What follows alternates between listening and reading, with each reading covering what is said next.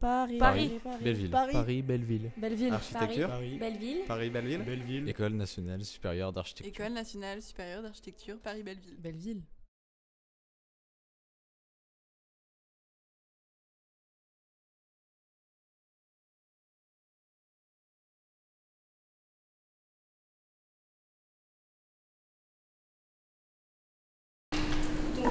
Bonsoir à tous, merci d'être venus pour cette quatrième conférence qui clôt notre cycle sur les questions de l'exil et de l'accueil en France.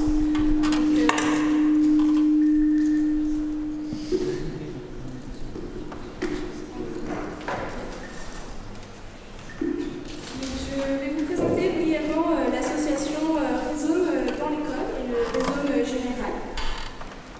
Donc Rhizome, ça signifie Réseau des études supérieures et d'orientation des migrants et des exilés. C'est un collectif qui a été créé en novembre 2015 à la suite de l'expulsion du lycée occupé Jean Carré. Ce réseau réunit des associations et des collectifs issus de différents établissements d'enseignement supérieur, universités et grandes écoles. Chaque programme est indépendant et s'organise selon ses possibilités et ses intérêts propres.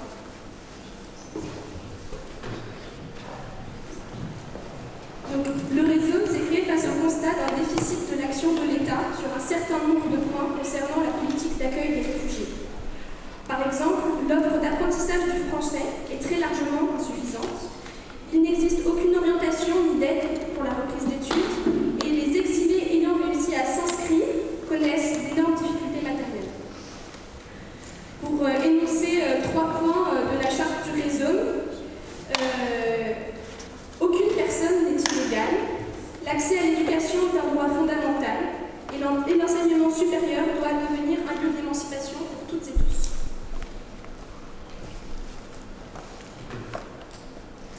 Donc Réseau Architecture est un collectif qui réunit les différentes associations implantées dans les ENSA en France. Ce collectif a été créé par des étudiants de Malaquais et de Belleville en novembre 2016. Il est actuellement en train de se développer dans d'autres écoles comme la Villette et Val-de-Seine, Rouen, Grenoble, pour l'instant. Et l'action de Réseau Architecture consiste à permettre à des personnes réfugiées ou demandeuses d'asile de reprendre leurs études en architecture ou de les commencer. Les contacts des étudiants recrutés nous sont transmis via la permanence du réseau national qui a lieu le samedi matin à la maison des initiatives étudiantes de Bastille. Le programme que nous avons mis en place dans l'école se décompose en 2 phases.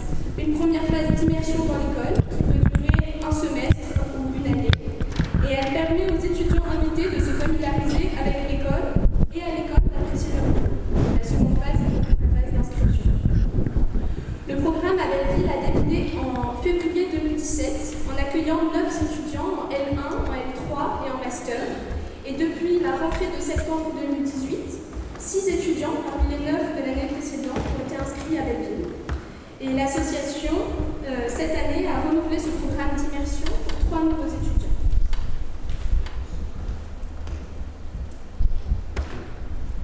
L'association Réseau ENSA Paris-Belleville est organisée en différentes commissions qui accomplissent plusieurs actions tout au long de l'année, comme des cours de français langues étrangères qui sont dispensés par des étudiants allemands tous les soirs dans les locaux de l'école, un tutorat qui permet une aide spécifique selon les matières, comme la géométrie et le projet, principalement en licence, un accompagnement juridique s'il est nécessaire, des collectes de matériel et parfois des ventes de crêpes.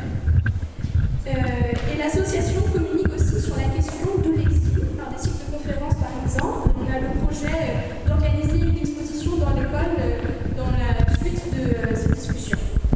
Donc nous nous mobilisons également pour aider les autres écoles à développer leur propre contexte associatif.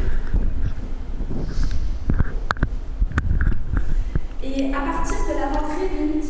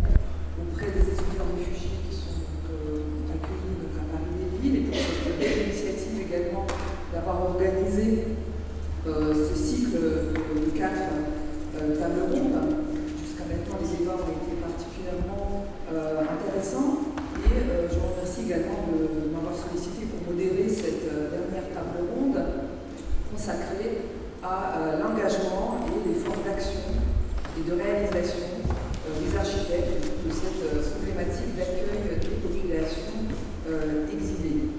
Alors, autour de moi, pour en débattre, 4 invités, donc en extrême droite.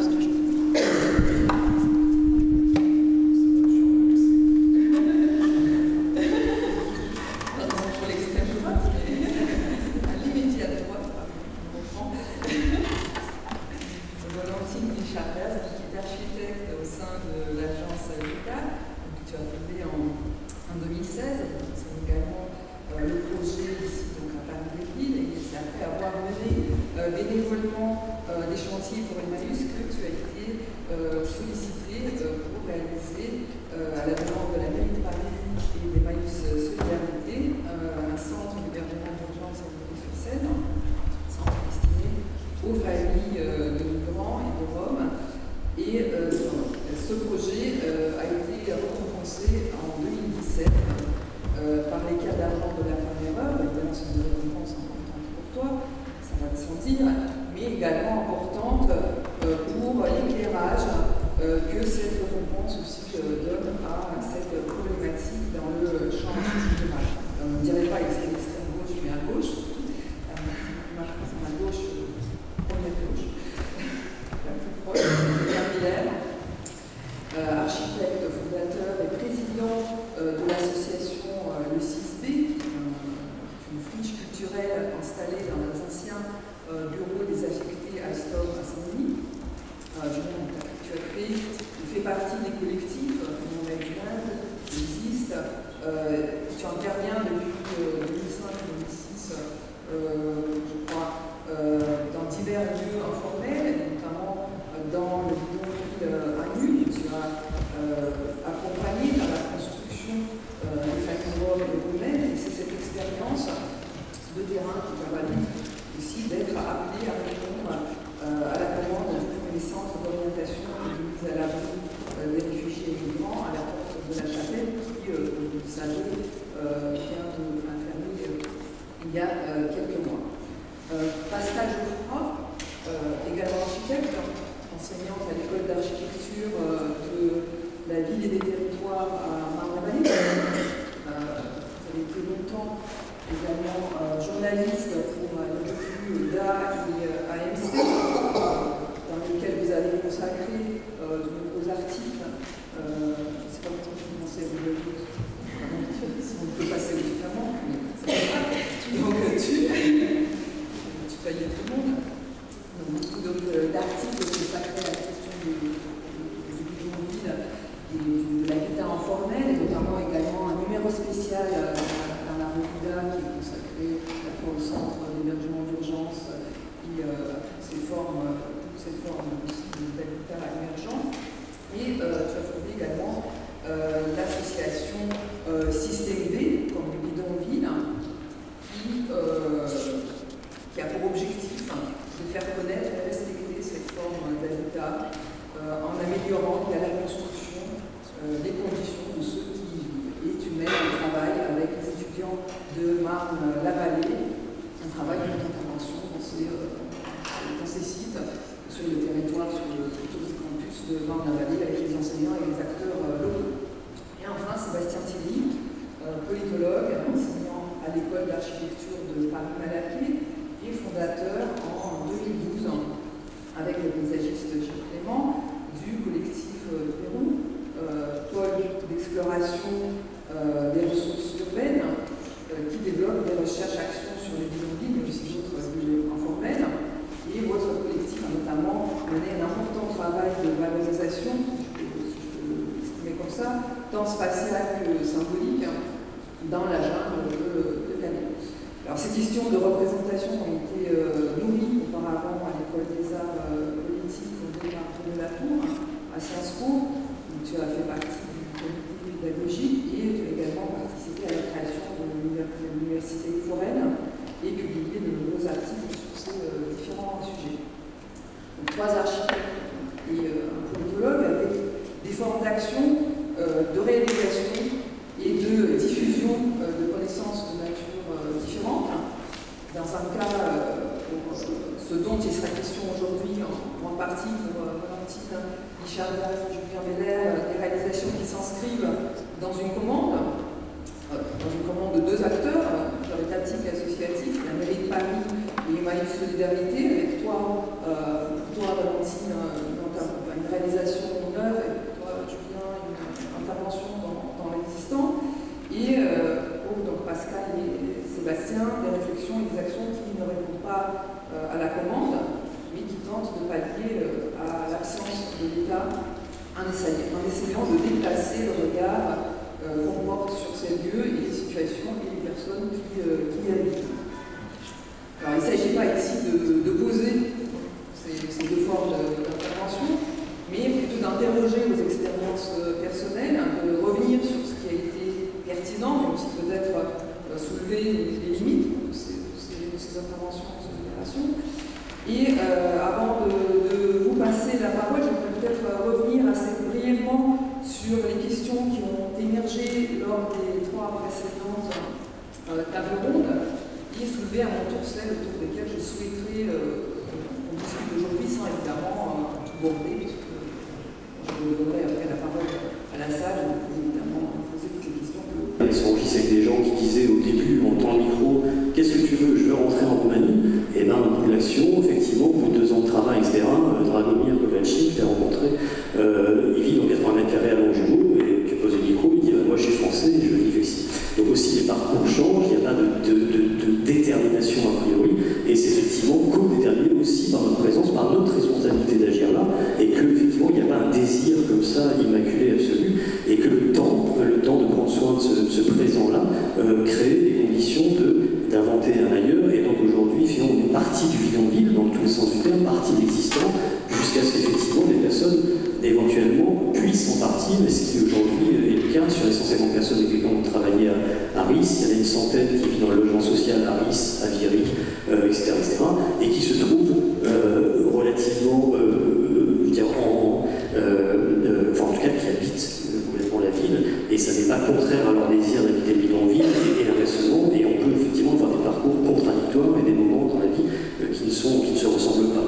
Et enfin, sur la spécialisation, juste un point, je pense que, en tout cas, ce sur quoi travaille le Pérou, c'est effectivement essayer de défaire ces dramaturgies qui instituent parmi nous des présences problématiques, que sont les sans-abri, que sont les Roms, que sont toutes ces aussi mauvaises manières de nommer ces gens qui, bien sûr, les instituent comme des altérités radicales, et de travailler donc effectivement à défaire cette dramaturgie et à travailler à refaire des histoires, raconter des histoires de présences indissociables et qui permettent effectivement de penser qu'on a à co-construire, à construire ensemble les espaces que l'on partage. Et ceci peut impliquer, et doit impliquer pour le Pérou d'ailleurs, qu'on travaille très bientôt, très rapidement sur les personnes âgées qui vont connaître exactement le même destin que les 10 Roms, que les 10 sans-abri, donc ces baby boomers qui vont arriver gravataires par millions très bientôt, effectivement, vont être des présences problématiques dans nos cités et qu'on va expulser, qu'on va mettre en maison de retraite, qu'on va reconduire à la frontière de la cité, etc.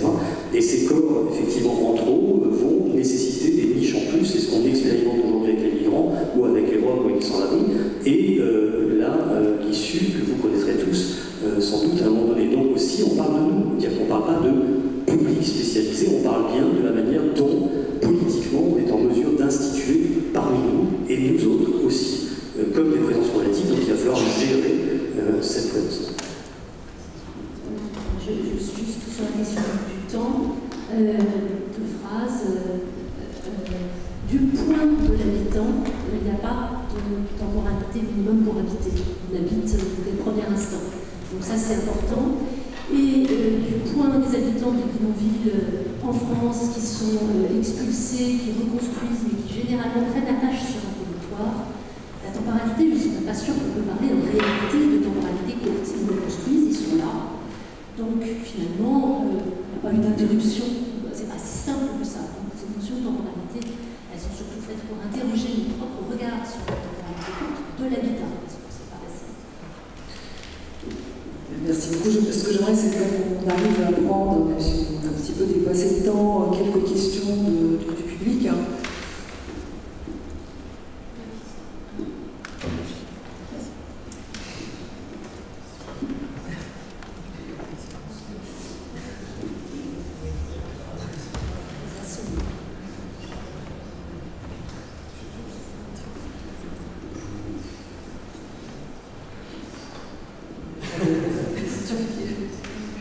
l'intervention.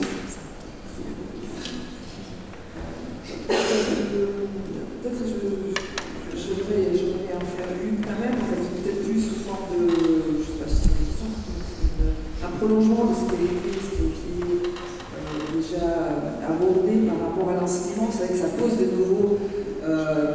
de nouvelles questions sur comment penser ces objets, c'est-à-dire parce qu'effectivement on voit très bien dans tous ces travaux présentés, c'est que c'est à la fois des lieux d'action, c'est aussi des objets de réflexion, de recherche. Donc c'est vrai que c'est aussi en cela que ces laboratoires, si on ne va pas parler comme ça parce que ça paraît placé dans cette situation, mais malgré tout, c'est des laboratoires de réflexion et je pense que cette articulation elle est très essentielle elle est essentielle dans le champ de la recherche, mais elle n'est pas toujours suffisamment abordée dans l'enseignement de projet. C'est vrai que ce sont des objets qui posent d'une manière très acérée et vraiment développer, déployer dans les écoles ces enseignements qui sont encore pour le moment très parcellaires. Donc c'est une question qui t'arrive. Merci. Déjà, merci pour vos présentations et vos travaux. La question, c'est sur le temps encore et le rôle de l'architecte. Parce que j'ai l'impression qu'on est dans quelque chose qui est de l'ordre du mythe de Sisyphe, où on construit, on reconstruit sans arrêt. Est-ce que c'est le rôle de l'architecte de reconstruire, de revenir et d'être toujours là, ou est-ce que son rôle c'est de, à un moment, donner un exemple,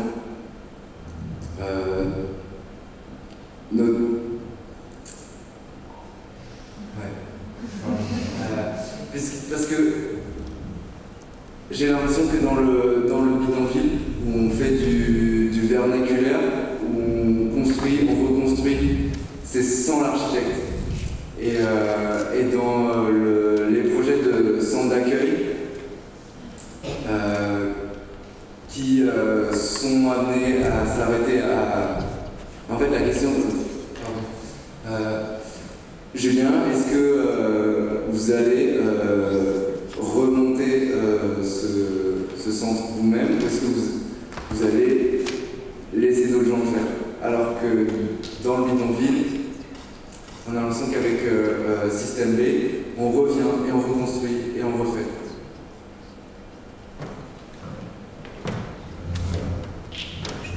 Je n'ai pas compris la question. Je vais essayer d'y répondre. Alors, si on s'arrête, refaire. La question c'est, est-ce qu'il faut vraiment répéter et refaire et reconstruire? Ça donne du boulot. Si on travaille avec des archives, ça donne du boulot. C'est un peu limité. Tu vois, moi, le truc qu'il est éphémère, il faut rebosser dessus. S'il se redéploie, quoi qu'il en soit, il faut revenir. Moi, depuis 18 mois, j'y retourné en gros une fois tous les 10 jours pour ajuster, pour augmenter, pour diminuer. Voilà, donc je pense qu'il faut, pour le coup, pour revenir sur le temps, il faut prendre le temps. Déjà avant, quand on a la chance d'avoir du temps, pour pouvoir se connecter à l'humain. Il faut prendre le temps après. Moi, je considère qu'un projet n'est pas fini quand il est livré et qu'on donne les clés. Donc, je pense qu'il faut effectivement revenir, il faut ajuster, il faut refaire des choses qui n'étaient pas correspondantes, qui se cassent. Donc, je pense qu'effectivement, on a intérêt à toujours revenir et revenir. Et ça te permet surtout, toi, de nourrir ta conception pour la fois d'après, faire un petit peu autrement. Donc je pense que voilà, on est toujours dans ce questionnement et dans ce retour et ce re-questionnement et ce réessayer pour évoluer, pour développer nos pratiques. Je ne sais pas si je vais répondre aussi réellement à votre question, mais je reviens bien un peu sur ce que dit Julien. C'est assez cool. En fait, une architecture temporaire, c'est une architecture. Après, la manière dont, par exemple, on a installé des modules à Ivry, Julien a installé des modules à La Chapelle, c'est une architecture qui est située. Il y a un espace, un lieu qui est créé, une orientation, les modules sont orientés, la manière de les installer est aussi liée au lieu. Bien sûr, évidemment, à laisser la même chose. Typiquement, un exemple, on n'a que 2 niveaux parce qu'on ne peut pas mettre 3 niveaux dans ce site-là. Mais si dans 5 ans les modules se déplacent et qu'on nous demande de les réinstaller, moi je les réinstallerai bien évidemment avec plaisir, d'autant plus que ça pose une question effectivement un peu nouvelle dans le champ de l'architecture, puisque vous construisez pour une sorte d'éternité feinte et finalement le temporaire est une architecture. Néanmoins, ça reste une architecture. Donc s'il y a un autre lieu avec une autre configuration, ces modules qui sont ici et maintenant de cette manière-là, situés de cette manière-là, agencés de cette manière-là, qui créent ces espaces-là, on va devoir muter, on va devoir se transformer pour recréer une autre architecture ailleurs. Donc le boulot, il est presque le même, sauf qu'on aura la matière première qui sont déjà les modules. Je vais essayer de répondre très rapidement à votre question, en même temps qu'à la question d'Elisabeth qui précédait.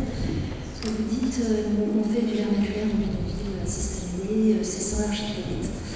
Et Elisabeth, par ailleurs, demandait qu'est-ce que l'enseignement dans le fond sur bidonville peut apporter. Non, c'est pas sans l'architecte. Ce que moi j'essaye, l'enseignement bidonville, c'est pas quelque chose qui dit qu'il n'y a que le bidonville, il faut faire que le bidonville.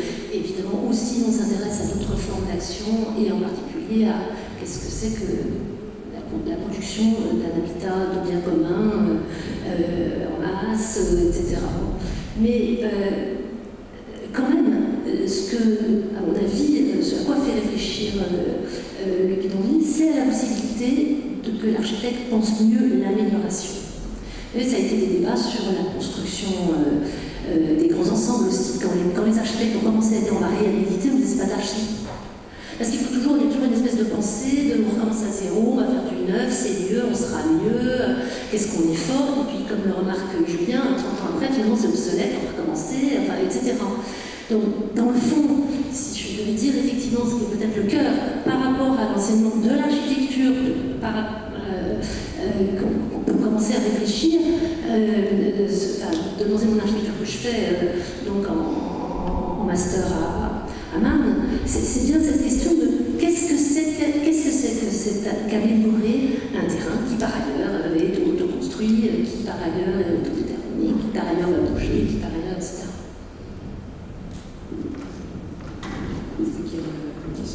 Oui, il y a beaucoup de choses qui ont été dites ce soir autour de l'habité et de l'hospitalité, mais il me semble que ni l'habité ni l'hospitalité ne se résument à des questions ou à une entrée spatiale, et que prendre place et se voir reconnaître une place, ça se fait aussi par l'action, par l'activité et par l'emploi. Et je voudrais savoir comment vous tous, vous réfléchissez à ce couplage espace-activité qui, je trouve, est trop absent de la réflexion des architectes.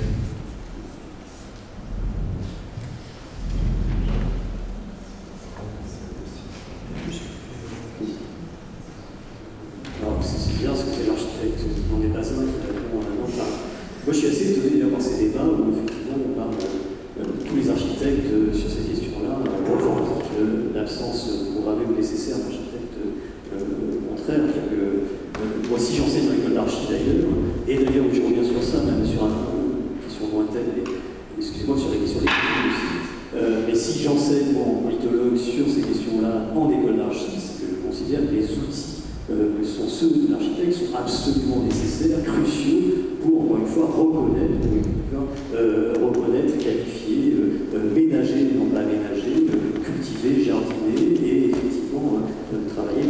Et si on intensifie les formes d'habitat qui s'inventent là. Et d'ailleurs, ça me fait dire aussi, excusez-moi, mais là où je suis aussi pas d'accord avec Pascal sur ce point-là, c'est-à-dire que, et je le relève parce qu'on est dans une école je ne peux pas défendre devant vous qu'il faille faire don ou acte de bénévolat sur ces questions-là, sur ces enjeux-là. Au contraire, le Pérou, pour le coup, je l'ai inventé pour que celui-ci crée des conditions économiques d'un agir sur ces situations-là, pour que l'on se professionnalise ces questions-là. Julien, on l'a inventé, on l'a invité, pas inventé du tout, mais on l'a invité et on l'a payé, et c'était effectivement une commande que passait le Pérou à Julien, et on avait besoin de Jules pour construire l'ambassade, etc.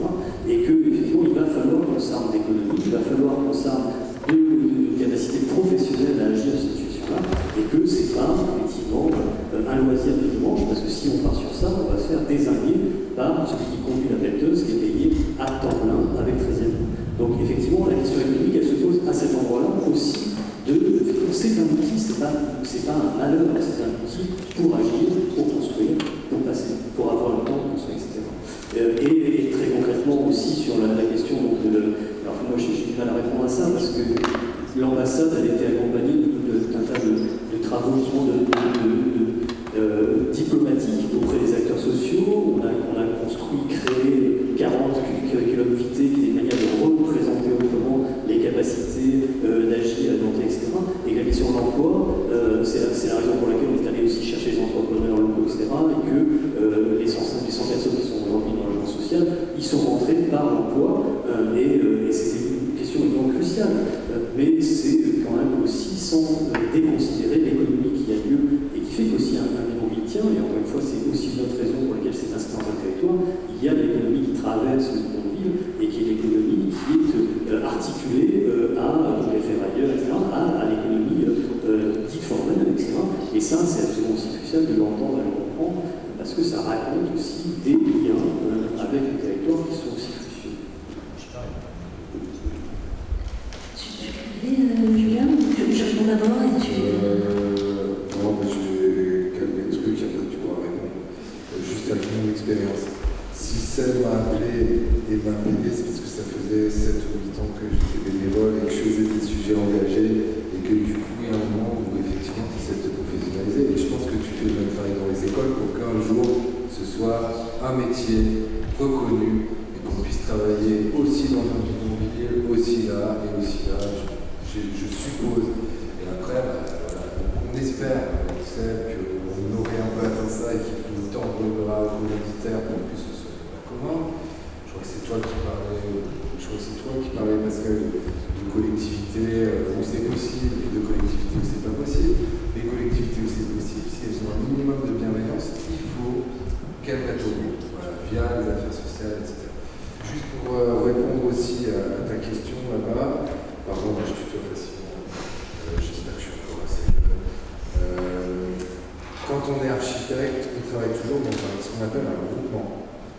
Et les groupements dans lesquels on travaille ont tendance à de plus en plus s'étoffer de différents types de compétences. Et quand on travaille sur ces sujets, en général, il y a des sociologues, il y a des assistantes sociales, il y a des médiateurs, etc., pour arriver à ce que le projet ne soit effectivement pas simplement de faire un espace. Des fois, l'espace, d'ailleurs, c'est un prétexte. La construction qu'on va faire, c'est un prétexte pour se rencontrer, pour faire se rencontrer différents métiers. Et avant ça, nous, je dis bon, parce que je n'ai surtout pas envie que vous ayez l'impression que je sois seul, parce que j'ai toujours été avec beaucoup de monde à travailler. Et le premier geste, souvent, outre prendre le temps pour se rencontrer, arriver à comprendre l'autre et qu'il nous comprenne, c'est d'essayer de faire de ce que j'appellerais de la déstigmatisation. Et donc c'est genre les gamins qui vont danser dans l'école, c'est une expo dans la maison de la vie associative, c'est un travail avec des artistes du territoire qui vont aller là. Donc arriver à faire que les gens se connectent, et après, une fois qu'il y a un peu eu ce truc de déstigmatiser, qu'il y a des connexions, il y a plein de choses qui émergent, et notamment l'accès à l'emploi, qui est essentiel. On n'habite pas avant d'avoir un travail. Oui, alors, bien sûr, je n'ai pas du tout fait l'apologie du bénévolat. On est bénévole, j'ai expliqué pourquoi. Oui, Julien a raison, on tente, dans le fond, de déstigmatiser, et par cette déstigmatisation et par un certain nombre de choses, l'ensemble de choses qu'on fait, de créer de la commande. Parce qu'en fait, une des questions économiques de l'architecte aujourd'hui, c'est quand même bien de créer la commande. Vous n'allez pas seulement créer des objets, mais vous allez aussi créer de plus sinon on est tributaire des commandes d'État qui ne sont pas si fabuleuses que ça quand même. Hein. On en a eu deux témoignages, c'est bien que ça existe, mais on sait aussi que voilà, ça ne va pas durer, qu'elles sont aussi leurs limites, etc. Donc je pense que c'est ça un peu la réponse à la remarque de Sébastien. C'est donc pour ce point. Pour la question du travail, alors je pense que vous avez tout à fait raison. La première question pour un habitant bidonville, c'est pas qu'on intervienne auprès de lui, d'ailleurs sa maison est construite, c'est qu'il trouve du travail. Il est d'ailleurs proche de la ville parce qu'il cherche du travail, etc. C'est la différence avec les bidonvilles des années 60. Les gens n'avaient pas de logement mais du travail, aujourd'hui ils n'ont pas de logement et pas tout de suite du travail. On en voit aussi qui ont trouvé et qui quittent le bidonville d'ailleurs en direct. Certains, j'en ai vu plusieurs fois. Et donc sans passer ça par le transiteur, etc. Le travail, il est présent sur place, c'est vrai. Toutes sortes de travail. Informel, dans toutes les formes d'informalité, ferraillage, mais pas seulement, blague, sur les chantiers, sans reconnaissance, etc. Blague pour des services à la personne, enfin beaucoup de petits travail quand même dans les bidonvilles. Mais maintenant, si on extrapole un peu la question à qu'est-ce qu'on peut inventer par rapport à cette question du travail ou architecte, d'abord, ça existe. Vous avez des endroits où, dans des bidonvilles, certes un petit peu plus pérennes, on fait travailler des gens à l'amélioration de leur lieu de vie. Ça existe en Turquie, ça existe même au Canada. Et donc il y a une formation des gens en même temps. Donc vous allez construire, vous allez acquérir une formation en même temps. Et donc vous allez devenir charpentier, électricien, etc. D'une manière générale, il y a autre chose qui me semble intéressante, c'est que justement ce que nous montre le bidonville dans le monde, c'est qu'un habitat, ça n'est pas dissocié d'un lieu de travail. Vous allez à Dharavi, vous allez à Jakarta, vous allez... voilà, un habitat, c'est un lieu de ressources. Donc, d'une manière ou d'une autre, nous, on a déconnecté, enfin, nous, architectes, dans l'histoire du logement, plus exactement, je devrais dire, dans l'histoire de l'habitation transformée en histoire du logement au XXe siècle, on a séparé la question du logement de la question du travail. Mais l'informel, parce que c'est pas le vernaculaire qu'il faut dire, c'est informel. Hein, vernaculaire, c'est encore une autre notion. C'est plutôt l'informalité dont on parle là. L'informel, ce qu'il montre, c'est que précisément, dès qu'ils peuvent, en France, difficilement d'installer ça, mais dès qu'ils peuvent, les gens, ils installent dans leur habitation une source de revenus qui leur est propre. C'est un des intérêts de cet habitat informel.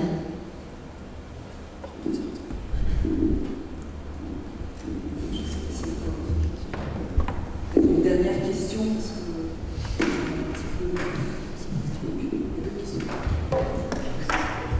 Bonsoir. Merci pour votre présentation. Je vais poser une question sur la porosité entre vos constructions avec la ville, notamment sur le centre d'Ivry-sur-Seine. Je suis arrivée un peu en retard. En fait.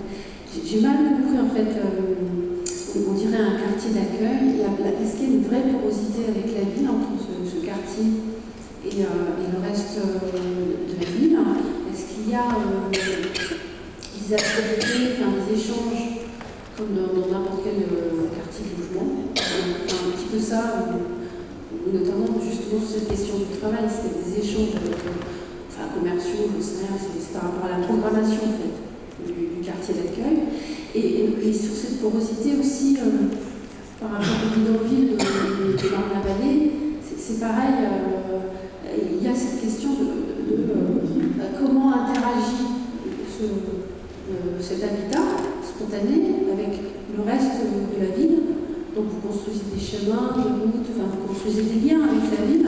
Est-ce que il y a le temps pour rattraper la ville, parce que la ville rattrape cet habitat-là, dans ce quartier-là, qui est très court en fait.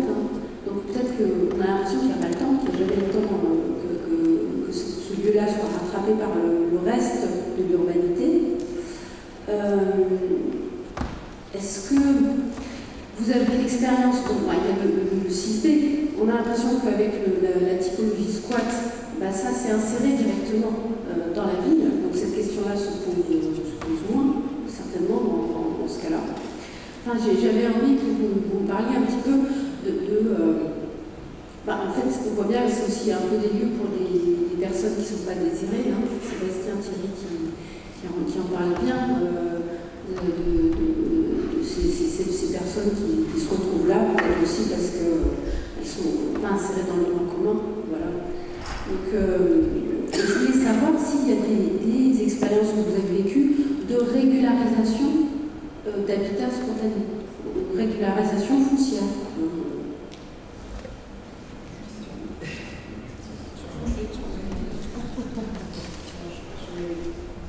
Je vais répondre sur l'IRI en premier. Sur le sujet de la porosité, je trouve qu'il y a plusieurs choses. Il y a une chose intéressante, importante pour moi, c'est que cette friche industrielle, finalement, qui est une usine des eaux d'Ivry, a toujours été finalement un morceau de ville, puisqu'on parle de 82 000 m² en tout, qui était fermé aux Ivry. C'est-à-dire que les gens n'ont jamais pu pénétrer sur ce site. Et il se trouve que c'est un site qui est effectivement assez puissant, en soi assez intéressant, et qui pourrait accueillir bien évidemment des usages avant d'accueillir une reconversion. Pour le coup, le transport pourrait être opérant et pourrait installer en premier lieu des usages. Avec le centre d'hébergement, il s'est passé une chose qui finalement était une conséquence simplement de l'installation, c'est que beaucoup d'Ivriens se sont portés volontaires pour être bénévoles dans le centre, et de fait ils rentrent dans le centre, et de fait ils découvrent aussi ce lieu. Alors après, malheureusement, effectivement, on a voulu dans un premier temps faire par exemple un terrain de sport qui serait comme un espace tampon entre les Ivriens et les gens qui sont hébergés, parce qu'on estime que c'est important que les gens soient ramenés vers la ville et non pas isolés dans ce lieu. Malheureusement, on a eu quand même pas des vétos, mais des hésitations politiques sur ce sujet précisément, où on a estimé que les gens n'étaient pas forcément prêts. Moi, je pense qu'ils l'étaient, mais enfin, ça me bien.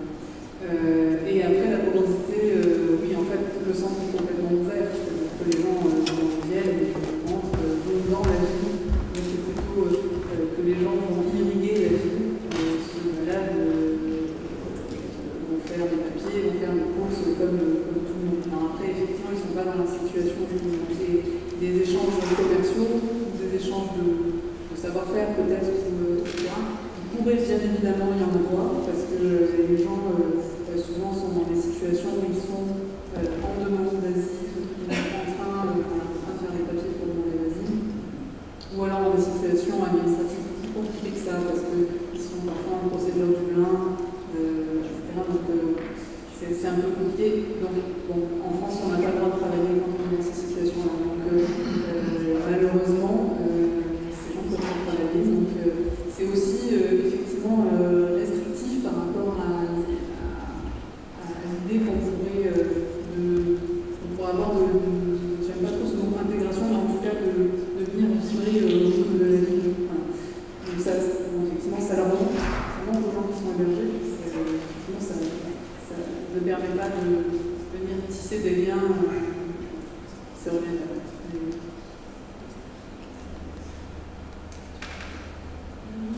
La question de l'interface urbaine, c'est la grande question. Vous avez tout à fait raison.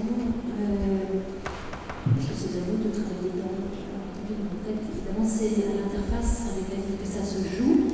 Donc, c'est très difficile, tout simplement, parce que vous êtes dans l'interface. J'ai montré un exemple tout à l'heure qui dit un petit peu quelque chose comme ça. Déjà, travailler sur le seuil, qu'est-ce que ça veut dire. Par exemple, il y a la fameuse passerelle, les escaliers qui sont visibles. Et puis les étudiants qui commencent à disperser des objets ni vus ni connus comme ça sur le campus, par hasard il reste.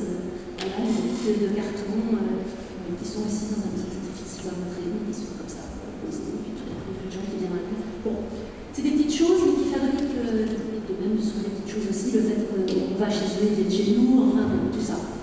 Il faut aller plus loin, mais de fait, ça a un rapport avec la construction de la commande, parce que, je ne l'ai pas dit tout à l'heure, mais ce campus des cartes sur lequel on travaille, il est inabouties. Pendant ce temps-là, c'est une ville qui ne se termine jamais, avec des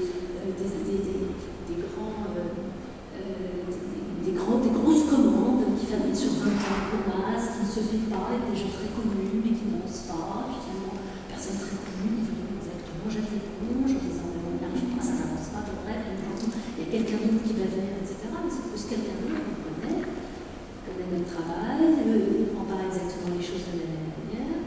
Et l'idée de reprendre maintenant le plan du campus sans aborder la question des Roms qui habitent là, donc qui sont même pratiquement les seuls habitants du campus, et que logements étudiants, et bien maintenant ça devient plus tellement possible. On travaille avec lui, ça ne va pas aider, c'est du long terme. Ça peut commencer par d'autres formes d'interface temporaire que seraient les événements, des choses comme ça, mais ça peut aussi avancer vers d'autres choses peut-être effectivement plus pérennes, même si pérennes, ne sait pas de quel temps on parle. Sur la régularisation foncière, si on parle du temps aujourd'hui, disons depuis ce qu'on avait le retour du en France, il y a des régularisations qui sont simplement des contractualisations qui permettent à des gens de rester sur des terrains inoccupés pendant 1 an, 2 ans, 3 ans. C'est très facile, ça va être précaire, il suffit que la ville le bien, et les propriétaires fonciers aussi. Merci, parce que d'autant plus que je pense qu'effectivement, dans votre exemple, il y avait une vraie activité, on peut parler d'activité, et qu'elle crée de fait je ne sais pas s'il faut parler de porosité, mais dans tous les cas des lieux qui permettaient de penser ces échanges. Oui, il me semble que c'est un enjeu premier et fondamental des architectes et des travaux et des expériences qu'on fait, c'est d'activer, de suractiver des relations. Et l'ambassade puisque j'ai envie de présenter, mais à la fois, c'était un anti-mobilisation. Et donc, qu'est-ce que ça veut dire de créer des architectures de mobilisation? Et dans l'ambassade, c'est créer un CRS, le collectif des Rissois solidaires, et puis un CAR, pour faire une figure, et faire CAR de CRS, qui est le collectif des ambassadeurs des Rhônes, et qui sont des collectifs d'habitants qui sont constitués dans l'action, dans le chantier, etc. Donc, et c'est ce qui, effectivement, fait pencher l'économie de la ville, ce qui permet, dans les relations démultipliées, de créer d'autres perspectives que l'expulsion, des supervisions, des déplacements, etc. Et donc, c'est un processus d'urbanisation assez élémentaire, comme on jardine, c'est pour ça qu'aussi, avec Gilles Clément, on est placé sous la figure de Gilles, qui est un jardinier qui part du principe que toujours la vie invente et que son travail de jardinier est de repérer les forces de vie. Les forces de vie sont dans la relation et de les cultiver à outrance. Et donc, des exemples de régularisation, on en a des tonnes, il n'y a que ça. On a dit qu'une ville qui est un bidonville qui a réussi, et c'est le cas de 99% des villes. Et donc voilà, c'est aussi reprendre très modestement, mais très simplement, ce chantier qui n'aurait jamais dû cesser d'avoir lieu, qui est ce chantier d'urbanisation, d'entraînement, d'intensification, d'augmentation de la réalité urbaine, de ce qui se présente comme une potentielle urbanité. Si je ne sais pas s'il y a encore des questions, peut-être qu'on peut poursuivre autour d'un verre de manière beaucoup plus informelle, mais peut-être avant tout d'abord, je voudrais évidemment remercier nos invités, et on pourrait continuer encore très longtemps parce qu'on n'a vraiment pas épuisé ni avec ces 4 tables rondes, ni avec la table ronde ce soir, toutes les questions qui se soulèvent. Et je pense que je pense que dans la partie avec Sébastien, on discutait avant la préparation de la table ronde. Je crois que tu as ce projet de l'école, même si c'est une sorte de fiction d'école que tu as exposé, de faire une sorte de cartographie de toutes les interventions et toutes les recherches. Je me demandais si le réseau, parce que c'est une lourde tâche, ne pouvait pas quelque part devenir ce premier lieu, ce lieu d'atterrissage de différentes recherches. Et on voit très bien que ça va dans plusieurs directions, que ça atterrit dans des lieux différents, parce qu'on a projet, séminaire, recherche. Et je pense que on a suffisamment de matière aujourd'hui, on a énormément de matière. Et que c'est très important, me semble-t-il, de mutualiser ces savoirs et de les rendre peut-être sur un seul lieu. Donc ça, c'est un peu une piste que je lance. Et peut-être une autre aussi, ça je lance en tant que lecteur non plus là, mais je pense qu'effectivement, le fruit de ces tables rondes aussi, ce serait bien de les rendre visibles sous forme d'une publication, toujours pour ne pas uniquement recommencer éternellement. Je pense qu'il y a vraiment des échanges qui sont très intéressants avec la salle qui sont aussi intéressantes de retranscrire. Je pense que c'est vraiment quelque chose qui, on est dans le 50e anniversaire de 68, je pense aussi une manière peut-être de bien de montrer aussi que les architectes sont engagés, de réengager sur ces questions à nouveau. Voilà, merci beaucoup à tous pour votre